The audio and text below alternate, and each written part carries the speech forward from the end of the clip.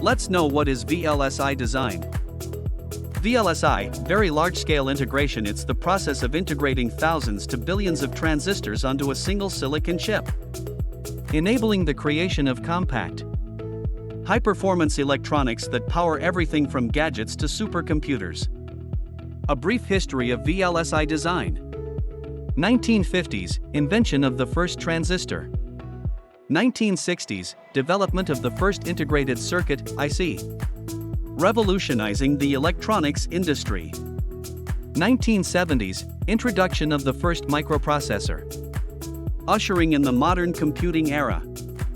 1980s, VLSI design emerges as a specialized field, with the first VLSI chip created in 1983. Its continuous advancements have since pushed the limits of chip complexity and efficiency. Interested in a VLSI career? Reach out to us. www.semicontex.com.